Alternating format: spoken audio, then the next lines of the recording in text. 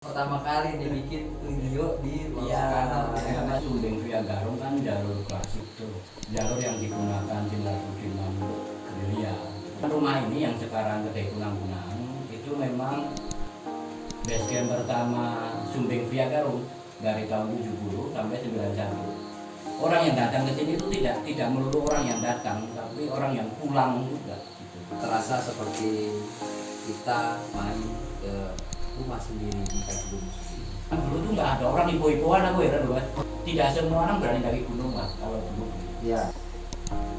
Bahkan ada pendaki yang sudah sampai sini pun tidak tahu ini kampung namanya apa.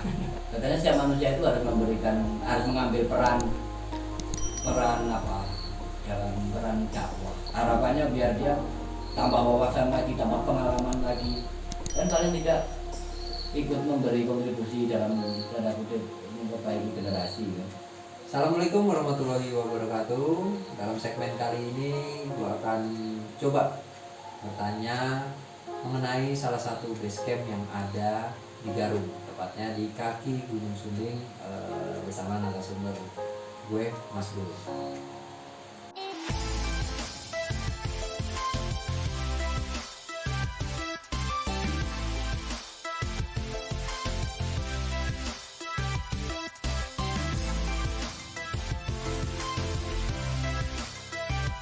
Seperti yang kita ketahui, Gunung Sumbing memiliki beberapa jalur pendakian. Salah satunya adalah jalur Garung. Ini jalur yang sudah cukup lama. Nah, jalur klasik ya Mas Dul. Jadi ada satu base camp yang dari tahun berapa Mas? Dari tahun 70. Dari tahun 70. Di sini buat teman-teman yang melalui jalur Garung itu ada namanya Kedai Kunang-Kunang. Dan Kedai Kunang-Kunang memang terasa seperti kita main ke rumah sendiri di kaki gunung sendiri. Nah, awalnya itu memang setiap pendaki datang ke sini, apakah dulu di Kedai Kunang-Kunang ini jadi kepala desa, rumah kepala desa atau sebagai apa Mas?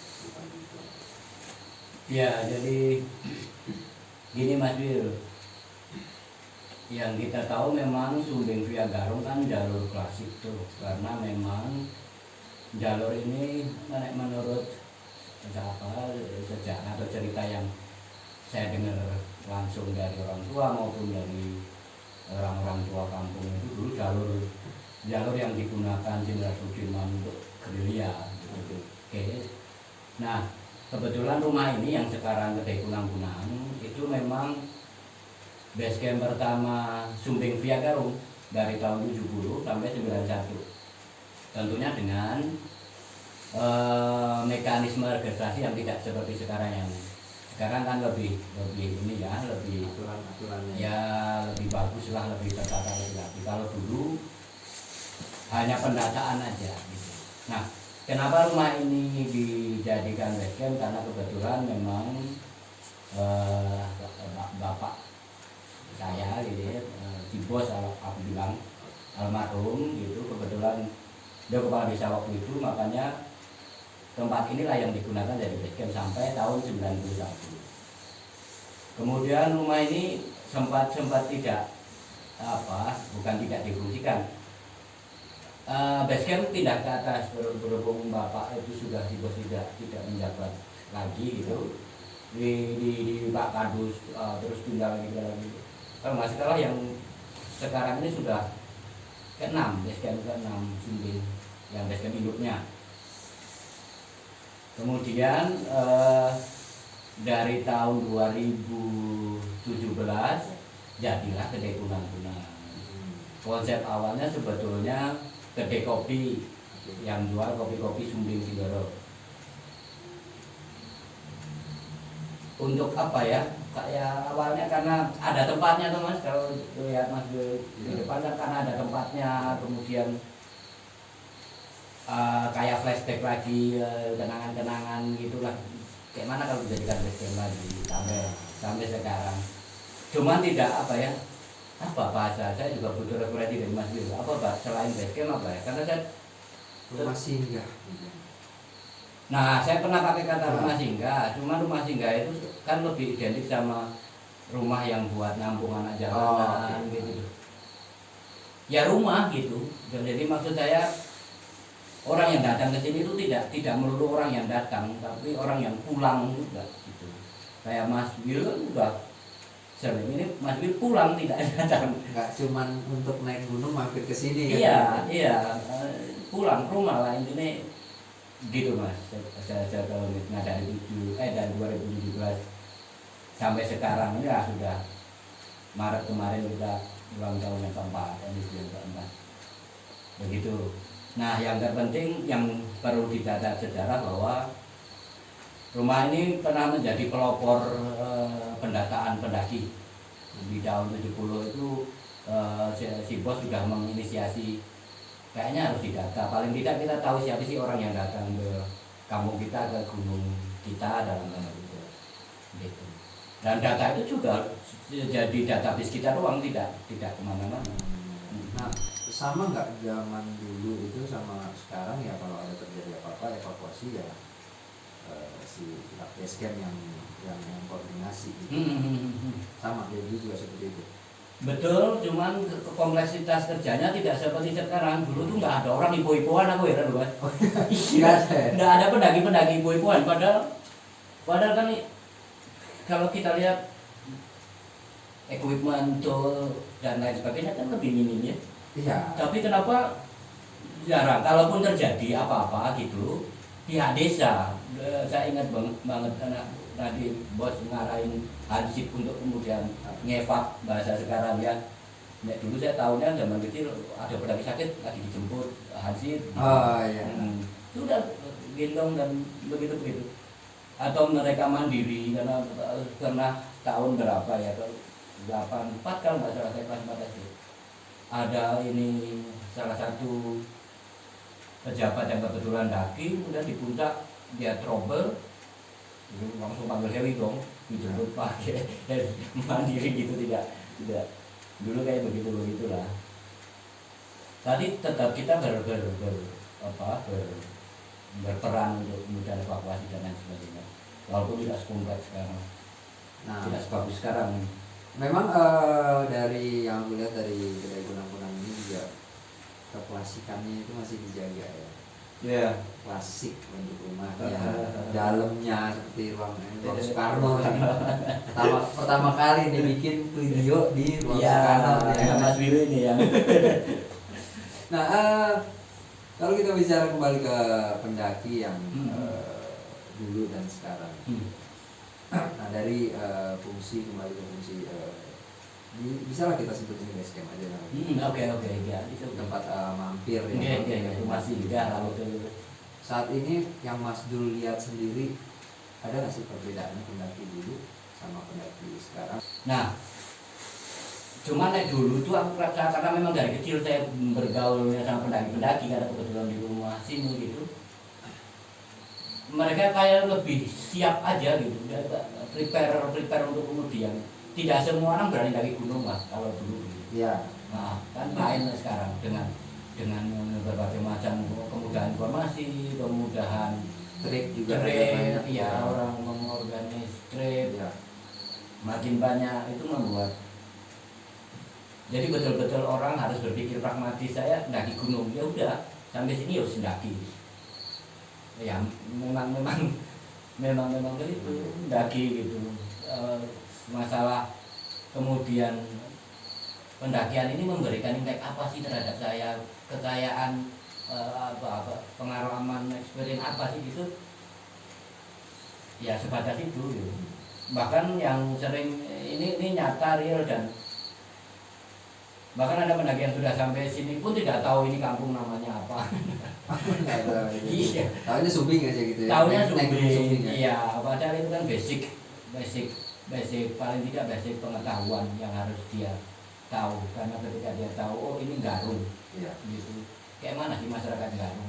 Apa sih yang ditanam di sini? Mayoritas apa sih? Gitu. Petani misalnya, petani apa? Nah, input kayak gini sekarang mungkin tidak ada gunanya, tapi suatu saat pasti akan berguna. Apalagi kemudian melihat apa namanya kayak mana sih tingkat ekonominya kayak mana. Saat dia jadi pejabat ini mungkin bisa menjadi sebuah referensi itu. Oh, nih masyarakat gunung itu idealnya di sini gitu kan. Ada yang memang untuk kepentingan daki, ada yang untuk kepentingan memang silaturahmi ke sini main karena dulu sudah pernah. Ya, base camp mungkin di atas. Orang itu berarti harus mampir di sini dulu. Gimana sih mereka? Iya. Nah, karena jadi waktu awal mau pembukaan gunung tanggal 1 Agustus Ya. tahun kemarin, setelah pandemi kan dia bukan tanggal 1 Agustus tuh. Nah, kan ada protokol tuh yang screening awal bla bla bla. Karena kebetulan Kedai Kunang-Kunang ini letaknya di pintu masuk desa, maka Kedai Kunang-Kunang dijadikan pos screening awal untuk pendakian Sumbing Via Garung. Yang dilakukan apa? Dilakukan di Kedai Kunang-Kunang adalah menunjukkan surat sehat yang valid. Kemudian ada form yang harus diisi asesmen COVID dari Satgas COVID gitu lah. Diisi di sini ya. Diisi di sini. Nah, kemudian ke Basecamp Indo untuk pengecekan perlengkapan, checklist perlengkapan sama administrasi. Gitu. Jadi harus mampir ke Kedai Kunang-Kunang untuk screening awal, cek suhu dan sebagainya. Nah, ada yang orang lewat aja gitu, lolos berarti ya? Apa mereka nggak tahu juga ya? Enggak, mungkin karena mungkin karena nggak tahu, mungkin karena dulu sudah pernah dan langsung ke Basecamp Indo. Tapi sama teman-teman di sekolah di atas kalau belum diarahin ke bawah dulu. Karena mereka juga akan nanyain form yang pernah diisi sini kan dibuat rujukan untuk Ya, registrasi di atas. Ya. kalau kita datang ke sebuah base camp biasanya sih ya, mungkin karena orang kota udah terbiasa apapun bayar. Oke. Kalau mungkin aku yang juga udah dari tahun 90-an juga, kalau datang base camp yang pikiran itu tuh nggak pernah ada gitu. Okay. Kita datang izin, bukan yang nggak mau bayar, tapi karena justru kita dulu kan barter seringan. Kita bawa apa dari daerah gitu, kita datang kita ini barter. Nah, ditarifin nggak sih sebenarnya di Kedai Kunang-Kunang ini? Iya, jadi ya kita nggak mungkin ini ya mas, nggak mungkin nggak munafik juga bahwa Kedai Kunang-Kunang juga butuh biaya operasional kalau tidak udah listrik dan sebagainya. Ya. Ada mas, jadi kita 10.000, 10.000 itu sebesarnya lah. Iya, mau nginep sampai kapan, mau ngecas ke diponya, pokoknya itu wifi inilah saudara, pokoknya 10.000 itu. 10.000 ya. Ya, paling tidak untuk bantu operasional gede lah kan gitu. Nah, kadang itu disampaikan langsung ke orang atau mereka yang banyak yang nanya, lu harus bayar berapa? Macam-macam, tapi aku rata-rata yang penting rehat dulu lah. Itu belakangan gitu. Kalaupun mereka kalau dulu sering lolos karena kita kebangun siang, pagi udah sepi udah. Itu sering gitu. Sekarang karena ada kawan-kawan yang kayak teman-teman yang udah kita di sini ya. Kalau mau pulang mas ada ini untuk basecamp 10.000 ya. Gitu. Jadi kan masih ada yang wajar ya. Kalaupun disampaikan di akhir gitu. Nah, mas dulu sebagai pemilik tempat ini ya, teman-teman yang membantu itu juga nggak dari sini berarti. Iya, ya yang sekarang dari Tangerang sama yang anak sini ya ada satu di Delhi yang dari sini ya. Iya, udah 2 tahun lebih dan sering begitu. Bukan orang pertama ini yang ini. Ada yang betah sampai setahun, ada yang 7 bulan. Bahkan dari tahun 2017 sampai sekarang detik ini pun saya belum pernah namanya terus ya idealnya orang punya usaha lah kalau boleh bilang usaha kedai kopinya kan ininya. Saya nggak pernah punya karyawan gitu, nggak ada. Dibantu oleh mereka aja. Siapapun yang betah di sini. Gitu. Nah itu yang udah jarang mungkin ya.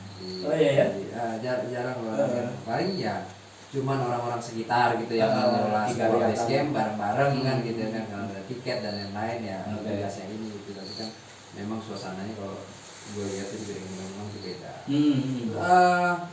Ini kalau full itu nampungnya sekitar berapa orang? Pernah aku hitung, jadi ideal itu kalau sama yang ruang guru ini dipakai, Ya. 70 orang masih nyaman Dulu orang. untuk rehat ya, untuk tidur. Yang di luar kan matras-matras ada ya. Ada matras. Nah, cuman kalau tidak untuk rehat yang tidur gitu, ya bisa 100-an paling acara aja. Untuk acara apa gitu orang kan sering dipakai juga. Ada yang Sering ya. iya. Ada komunitas ngumpul di sini dan apa aja lah. Pada pakai K3 nih. Ya 100-an masih nyaman. Jadi dari dulu udah sering ketemu macam-macam hal. Iya, Mas, kebetulan ya. Kebetulan karena terlahir di gunung, makanya ketemunya orang-orang yang pergi ke gunung. Kan ya, pendaki dari kecil gitu, dari kecil. Bahkan terakhir ada pendaki tahun 8, dia terakhir datang ke sini Om. Dia orang Semarang. Om Muklis tahu nggak salah namanya? Dulu antara tahun 82 pernah datang, 86 pernah datang. Nah suatu ketika dia lewat depan itu keinget, terus belok lah sini gitu. Dicerita malah dari dia juga saya banyak diceritain dulu kayak mana gitu. Ada keinginan untuk meningkatkan facility nggak sih, Mas? Kayak seperti apa ya? Ya sekarang kan kita tahu pendaki gunung kan memang banyak modelnya. Ya memang ada yang benar-benar dia mendaki dari pengetahuannya sebagai pecinta alam mungkin awalnya. Ada yang setelah udah punya uang, udah kerja udah enak, settle, mereka bayar private trip. Nah itu kan pasti butuh leisure, kenyamanan. Ada bayangan nggak untuk menambah fasilitas yang ada di Kedai Gunung? Ya itu sih keinginan itu ada, tapi tidak kemudian menjadi sesuatu target itu enggak gitu. Nah saya pengennya ini kan tetap fungsikan jadi rumah. Kalaupun saya punya sesuatu yang dalam tanda kutip pantas untuk dijual, tidak di Kedai Kunang-Kunang mungkin ya gitu. Jadi biar ini jadi rumah bukan tempat usaha ini gitu. Jadi orang pandang ke sini tuh beda gitu. Iya, ya, ini tetap seperti inilah gitu. Tetap seperti ini. Karena kan gini, saya percaya banget kalau tarif pendaki itu bukan berarti tidak punya uang. Sekarang pendaki itu punya uang. Cuman kalau ada yang lebih hemat pasti diambil, gitu. Pasti diambil lah. Nah, saya itu senang kalau teman-teman kemudian bisa saving uang, kemudian dia bisa mendaki kemana lagi, gitu. Harapannya biar dia tambah wawasan lagi, tambah pengalaman lagi, dan paling tidak ikut memberi kontribusi dalam tanda kutip memperbaiki generasi. Ya. Kita masuk nih ke Kedai Kunang-Kunang. Pertama kali dulu gue datang ke sini melihat banyak tulisan-tulisan. Ya yang inspiring, dianggap lucu juga gitu. Tulisan siapa sih Mas? Saya Mas. Oh, saya. Iya. Ya. Jadi ini eto-etoan tahu nggak bahasa apa itu? Ya seolah-olah lah gitu. Katanya setiap manusia itu harus mengambil peran apa dalam dakwah, artinya harus memberi impact positif gitu. Nah otomatis kan porsinya beda-beda tuh ya. Ada yang melalui ramalan, mungkin ada yang melalui saya dengan porsi-porsi itu aja lah, siapa tahu itu menginspirasi orang medianya itu. Iya. Dengan lebih santai, lebih kalaupun tidak berpengaruh apa-apa terhadap orang lain, paling tidak daripada temboknya kosong ya lebih ke estetik aja menurut saya gitu. Menurut anda? Jadi barang-barangnya porsinya semua memang udah dari dulu. Iya, beberapa ada yang memang dari dulu. Dari apa? Ya. Nah koleksi ini emang suka koleksi gitu. Kolektor. Kolektor. Kalau ini sambil dijual. Koleksi sambil dijual.